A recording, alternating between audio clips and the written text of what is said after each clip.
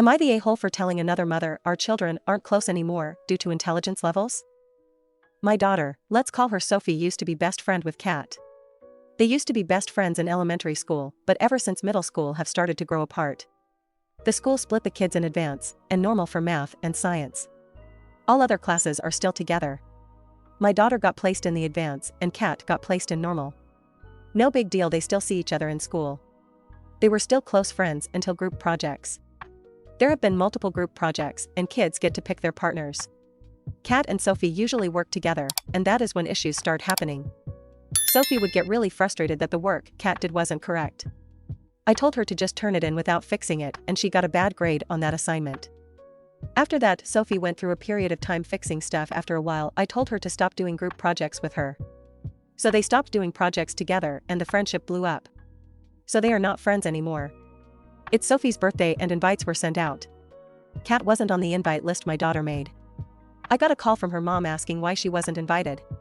I informed her they ain't really friends anymore. She said invite her anyways since this is just a spot. I told her the people invited were people my daughter wanted at the event. This went for a while and came to why they weren't friends anymore, and I said it was due to both girls' intelligence levels. And tried explaining the group project issue. She got pissed accusing me that I am calling her kid dumb. Never said that. She called me a jerk. Edit. I did tell her they weren't friends anymore. She kept asking why. That's the reason I brought up the issue of why they aren't friends anymore. I wasn't going to lie. Also, she should already know why that friendship blew up. The kids were arguing about it constantly for a while. Here's what some people had to say. You're the a-hole, and in such a way that I worry the universe might collapse around you. First, intelligence isn't really a thing the way you're thinking of it. Look up Gardner's intelligences and consider these. Is your daughter truly as advanced across all domains? Evidently not in the social one. Second, consider what you are teaching your daughter. She's allowed to be rude to and angry at people who score lower than her? Is that something that applies to anyone? Because it will be interesting when someone excludes her for not being as advanced as they are, and she internalizes it as being her fault because that's what you've taught her. There was a real opportunity to teach her to respond with compassion and humility, which would have given her such valuable characteristics and lessons about how to relate to other people in school and the workplace. Instead, she will really struggle if she repeats this. Go look up process approach to learning and ask yourself if you're setting her up to learn or to stop learning as soon as she feels she is better than someone else. It's not Sophie's job to teach her colleague. Would you do that at work? Act like a supervisor when you're just an employee? When that employee is being paid the same exact salary as you? That's not the way the world works. It's the teacher's job. Sophie's not a tutor. The school district should be tracking students anyway. I'm surprised they're even in the same class if their academic differences are that contrasting. Group projects in middle school are 90% one person doing all the work and the other students just coasting on it. Sophie decided she didn't want to do that anymore. Fair enough. It's always possible that her friend was putting in the best effort she could, but just wasn't grasping the subject. We can't immediately call her lazy just because she's not academically minded. She did work, there were some mistakes. It's not like she is sitting back and letting the friend do all the work for both of them. The whole point of a group project is for students to learn how to work with others, apply the knowledge of the lessons, give all in the group the opportunity to showcase their strengths and work on their weaknesses as a team/group effort, as well as develop leadership skills. This is how it works in the real world in the workplace. The mom blew up the friendship between the girls. She taught her child it is okay to look down on others that are not as smart as you, as well as completely missing the point of group assignments/projects. She is setting her daughter up for failure. She may be smart, but there is more to life than just book smarts. Story number 2. Am I the a-hole for telling my roommate that either his pregnant girlfriend stops whining or he moves out? I live in an apartment that I got from my uncle. The apartment has 2 bedrooms, so as I don't need the extra space, I rented the room. My roommate has been living with me for a little over a year and a half.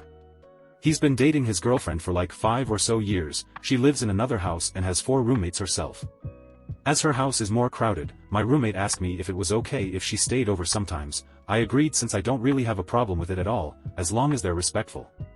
We haven't had any major issues until now. But his girlfriend got pregnant, he told me, and I was like, oh, great, congratulations. He did try to bring up a conversation to see if I allowed her to move in with us, but I said no. I work from home most of the time. I don't want to deal with a third person or a newborn in the future. He asked me if she could still come and stay some nights as before, and I said that was fine. She's like 4 or so months along her pregnancy.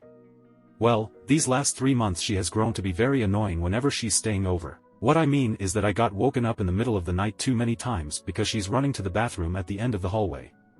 I don't use that bathroom, I have my own connected to my room, but my guests sometimes use it and they have said that it's dirty and messy. She's staying over a lot more nights than she used to before. And the biggest problem is that she has developed really bad nausea, even now she's still having morning sickness, which I believe they must have stopped already. We've had many issues regarding food, because my roommate and her asked me to stop having some foods that get her sick.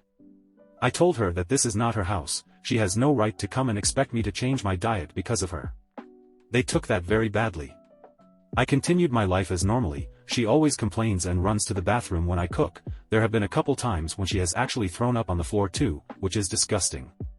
I'm sick of it, to be honest, so I told my roommate that either she stops coming over, she stops complaining, or he moves out. I would give him a month or 2 if he needs it to find somewhere else to live, but I'm tired of having his girlfriend over. She's annoying me.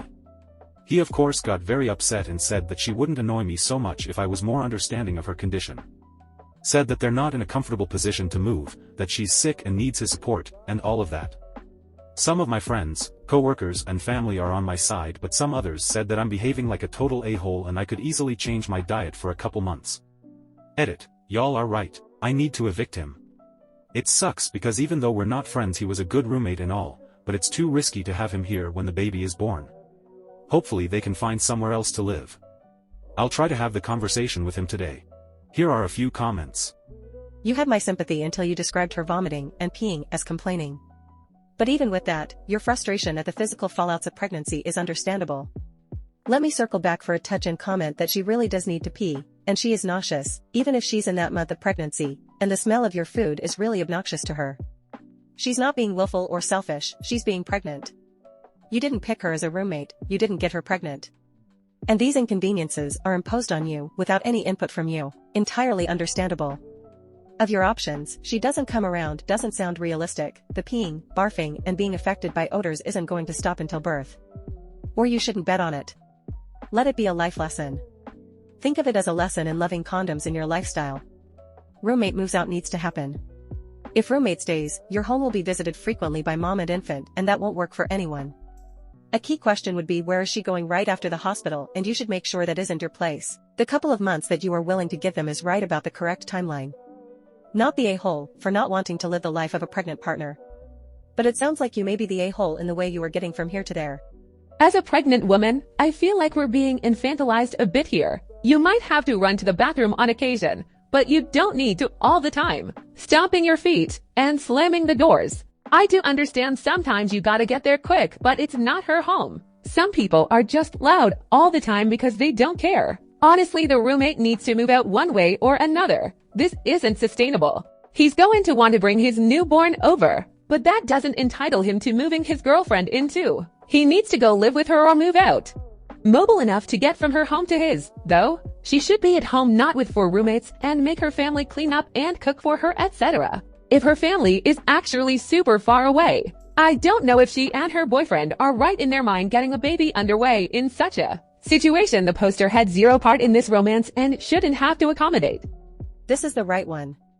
Clearly your roommate living there here isn't going to keep working. Agreeing to have a partner over regularly is not agreeing to a newborn, which is inevitably what is coming next.